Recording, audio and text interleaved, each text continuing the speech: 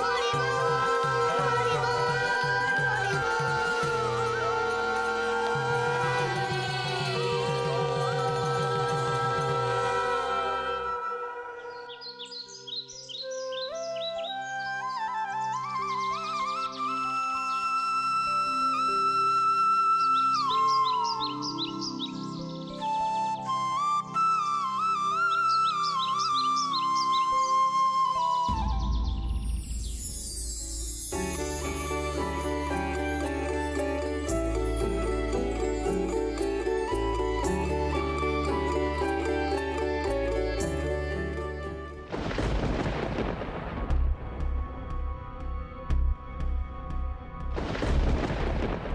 শুনুন, এখানে একা খুব একটা ঘোরাফেরা করবেন না। এই জায়গাটা বিশেষ সুবিধার নয়, সঙ্গে লেঠেল নেবেন। তার দরকার হবে না। সাত সকালে কে আর এসে আমাকে বেপদে ফেলবে? সাত সকালে তো বেপদে পড়েছিল পাখিগুলো, নিশ্চয়ই কটা পাখি মরলো আজ। আবার তুই একা একা বেরিয়েছিস? এবার নিখাত তুই বড় মার কাছে মার খাবি, দেখিস। কাল যেটা করলো তাতে তো শিক্ষা হলো না। যা যা বাড়ি যা।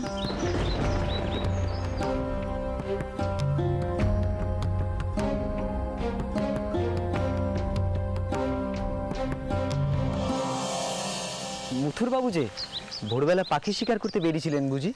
হ্যাঁ, দিকটা অনেক পাখি টাখি দেখা যায়। তোমার দেখছি খুব শিকারের নেশা। ভুল ভাবছেন চৌধুরী মশাই, শিকার করতে আমার খুব একটা ভালো লাগে না। নেহাত কুমার বাহাদুর জোরাচুরি করেছিল বলে শিকার যেতে বাধ্য হয়েছিলাম। তাছাড়া সেদিন বাধা পাওয়ার পর শিকারের ইচ্ছেটাই চলে গেছে।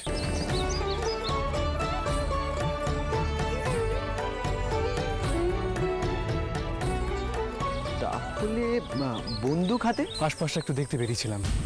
কালকের আক্রমণের পর ভাবলাম যদি কারোর কোনো চিহ্ন টিহ্ন কিছু পাই, তবে কিছুই দেখলাম না। বাড়ির মেয়েদের একটু সাবধানে থাকতে বলবেন, বাড়িতেই তারা নিরাপদ। আর একান্তই যদি বেরোতে চায় তাহলে পাহারা ছাড়া বেরোতে দেবেন না। আর বলবেন না, বাড়ির মেয়েরা সবাই ভয়ে আছে, কেউ বেরোতে চাইছে না। শুধু ওই ছোট খুকি ছাড়া। ওকে সামলানো যায় না, খুব দোষী হয়েছে। অবশ্য বলতে পারেন দোষটা আমারই, আমি ওর আবদারগুলো ফেলতে পারি না। আচ্ছা, তাহলে তুমি আমার ছোট শালিকে লাঠি খেলা শিখিয়েছো ভাইয়া? হ্যাঁ, ওই ওই একটু আধটু শিখিয়েছি আর কি, যা হয় পুরোটাই লুকিয়ে চুরিয়ে। ভয় ডর বলে তো কিছু নেই ওর। আমি আসি, দেখি দাদা কি করছে। বেলা গড়ানোর আগে বেরিয়ে পড়তে হবে।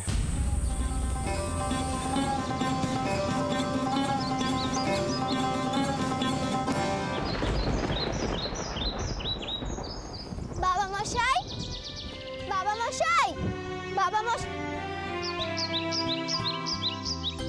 বাবা মশাই আপনি এখানে দেখুন না, এই বইটা আর কিছু ইংরেজি শব্দের অর্থ কিছুতেই বুঝতে পারছি না, আপনি একটু বুঝিয়ে দেবেন?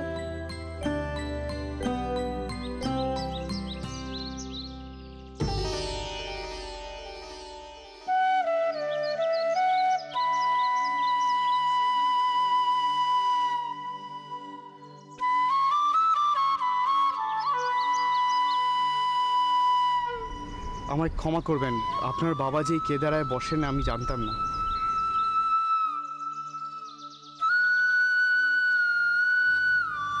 না না ঠিক আছে, আপনি বসুন।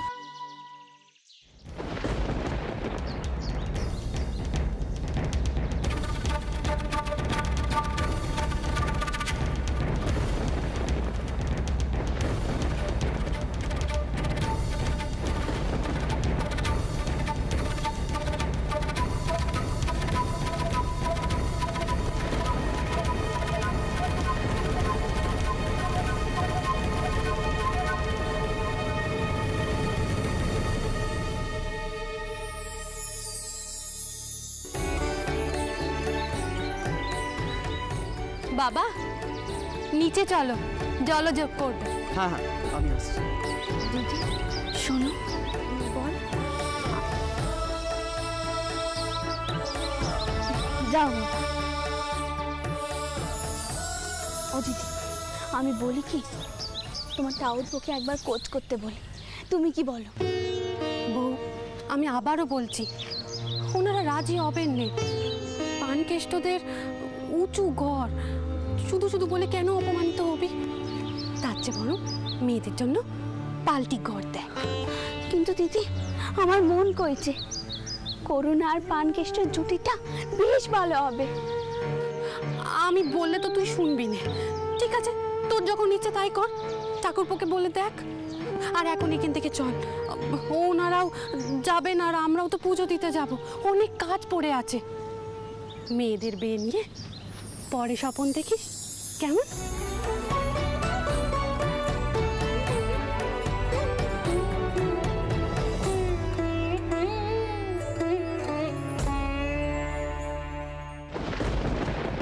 খুব আনন্দ হলো দাসমশাই, সত্যি এত আদর যত্ন পাবো ভাবতেও পারিনি। এই দিনগুলোর কথা সারা জীবন মনে থাকবে। শুধু মনে থাকলেই চলবে না, কলকাতায় তোমরা সবাই আমার বাড়িতে বেড়াতে এসো। আমি তোমাদের কাছে কৃতজ্ঞ। মথুরা মোহন আমার মেয়ের প্রাণ বাঁচিয়েছে, এই কথা আমি কোনোদিনও ভুলবো না।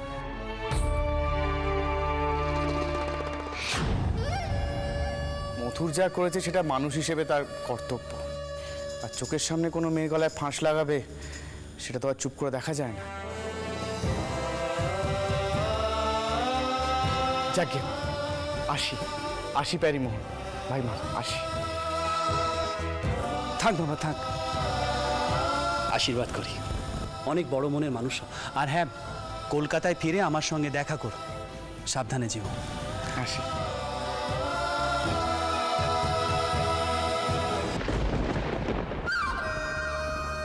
প্রাণকৃষ্ণবাবু মানুষটি বড্ড অমায়িক, সজ্জন মানুষ, তাই না জ্যাঠামশাই? হ্যাঁ, ভারী ভালো ছেলে। সে তুলনায় মথুরামোহন বরং চুপচাপ। হ্যাঁ, মথুরবাবু সবার সঙ্গে মিশতে পারেন না ঠিকই, কিন্তু মানুষটি খুব ভালো। কি চৌধুরী মশাই? হ্যাঁ, সব মানুষের স্বভাব তো আর একরকম হয় না। কেউ হয় প্রাণ খোলা আমুদে মানুষ, আর কেউ হয় চুপচাপ অন্তর্মুখী। চলো আমরা ভেতরে যাই। বাবা মশাই। হ্যাঁ যাও বাবা, তোমরা ভেতরে যাও।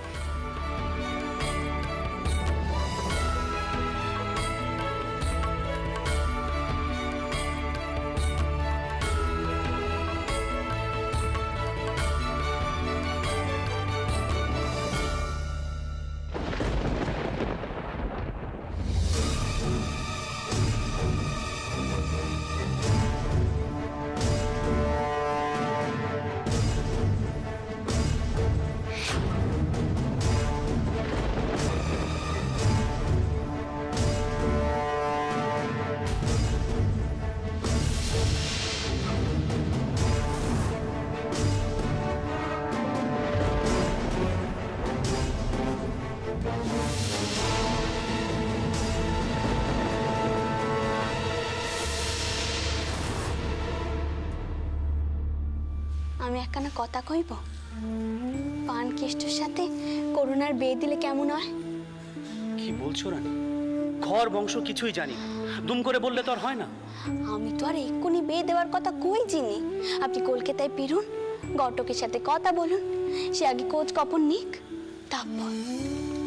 ছেলেটার স্বভাব খুব মিষ্টি, সে বই পড়তেও ভালোবাসে, আমার করুণার সাথে খুব মিলবে।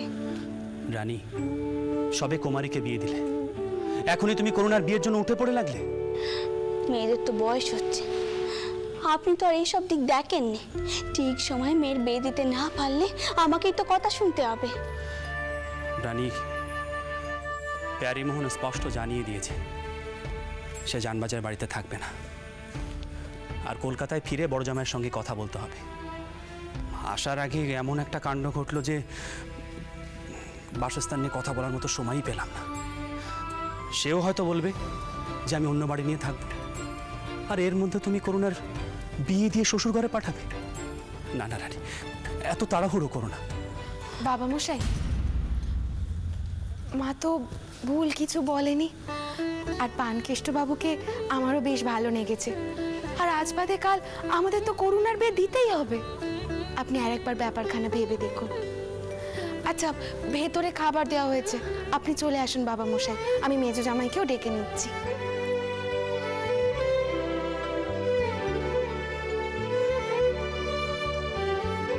আমি বলি কি, আপনি বড় জামাইয়ের সাথে একবার কথা কন।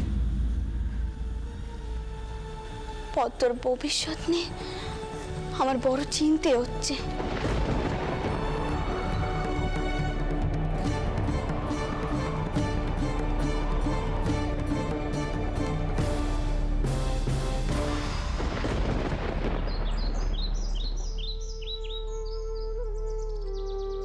মনে হচ্ছে সব কিছু হারিয়ে যাবে আমার থেকে। এই ঘর, বাবা মশাই, মা, তোরা, এই ইসরাজ, পিয়ানো, সব কিছু দূরে চলে যাচ্ছে আমার থেকে।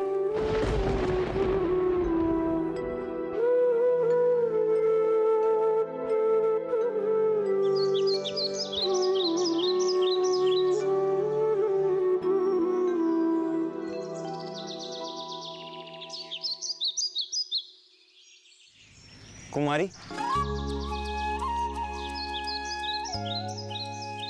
আপনি?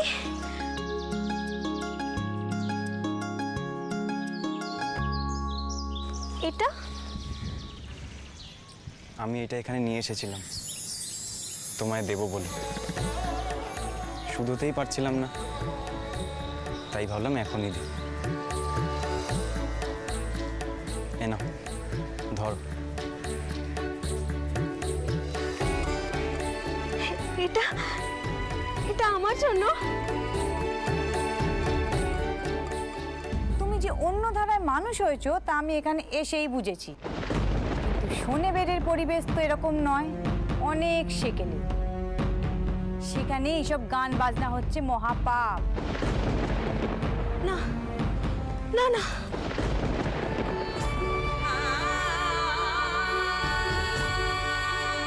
আমি আর এসরাজ বাজাবো না। আপনার দিদি করেছিলেন, এসরাজ বাজানোর জন্য যদি সকলে অসন্তুষ্ট হয় তাহলে এসব বাজানোর কি দরকার? তুমি বাজাবে কুমারী?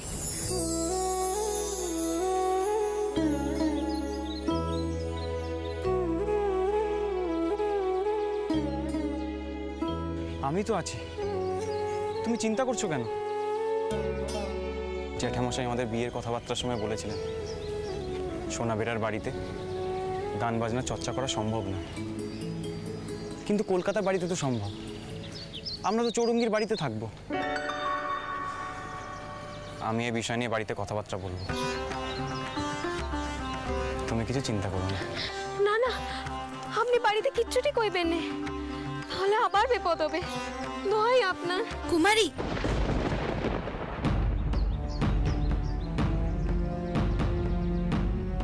কুমারী, চৌধুরী মশাই যখন চেয়েছে তোর পাশে থাকতে চাইছেন, তাকে থাকতে দে।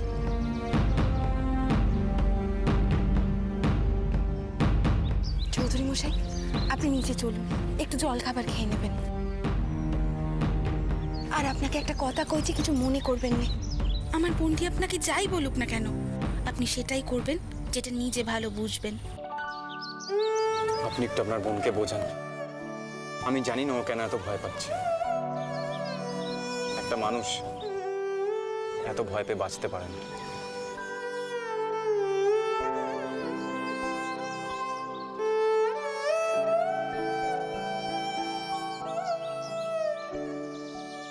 সৌভাগ্য যে তোর কাছে এসেছে মুখপুরি, তাকে এভাবে হেলায় হারাস নে। চৌধুরী মশাই যখন তোর পাশে থাকতে চাইছেন, তোকে খুশি রাখতে চাইছেন, তার ইচ্ছেটাকে মর্যাদা দে। আর তাছাড়া তোর তো আমার মতো আর পোড়া কপাল নয়। তোর জামাই দাদা তো নিজের মা আর দিদিদের মধ্যেই আটকে রয়েছে। আমার কথার তো কোনো দামই তেনার কাছে নেই, কিন্তু তুই যখন মেজ দিদি, মেজ দিদি, মেজ দিদি। ও মা, এসরাজ, তোমায় কে দিল গো মেজ দিদি? মেজ জামাই দাদা বুঝি? তোমার কি ভাগ্যি গো মেজ দিদি, সত্যি কথা কও তো, এটা দেখে তোমার আনন্দ হচ্ছে না? আমি জানি না রে, কিচ্ছু জানি না। আমার তো এখনো বিশ্বাসই হচ্ছে না। বিশ্বাস করো মেজ দিদি, মেজ জামাই দাদা তোমার কথা সত্যি খুব তোমাকে খুব ভালোবাসে। জয় গৌর, জয় নিতাই, জয় গৌর, জয় নিতাই, জয় গৌর, জয় নিতাই, জয় গৌর, জয় নিতাই।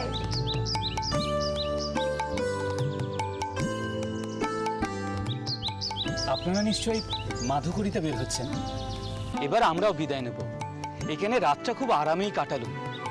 সবই আমাদের গোপাল ঠাউরের কৃপা। তা ঠাউর, রাতে তোমার কোনো কষ্ট হয়নি তো?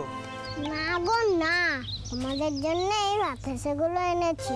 মাধবপুরের ভিক্ষের প্রথম বাতাসা গোপাল ঠাকুর নিজের হাতেই দিলেন। দাও গো ঠাকুর দাও।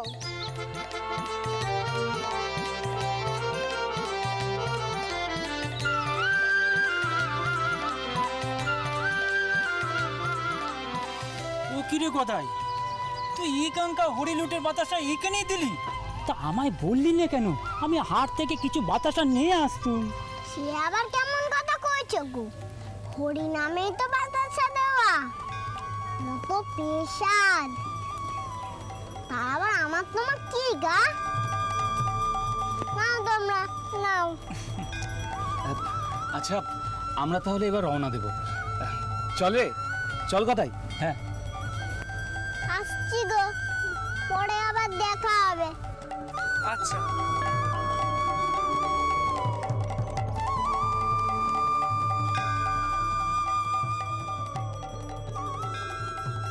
এই চলো গো চলো, আর দেরি করলে ভিক্ষা মিলবে না। জয় গৌর, জয় নিতাই, জয় গৌর, জয় নিতাই, জয় গৌর, জয় নিতাই, জয় গৌর, জয় নিতাই, জয় গৌর, জয়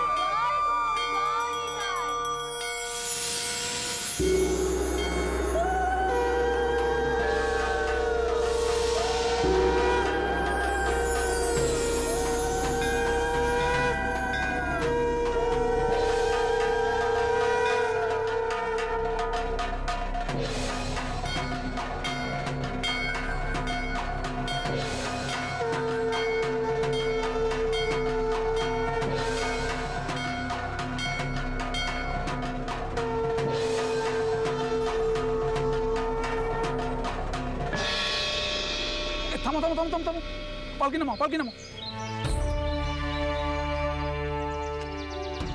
শুনছেন? মহিমশাহী তালুকে বাবু রাজচন্দ্র দাসের স্ত্রী আছেন গো। আমাদের রানীমার ইচ্ছে তিনি একটু ঠাউর দর্শন করবেন। জয় গৌর, জয় নিতাই, আসতে বলুন। আসুন রানীমা, আসুন।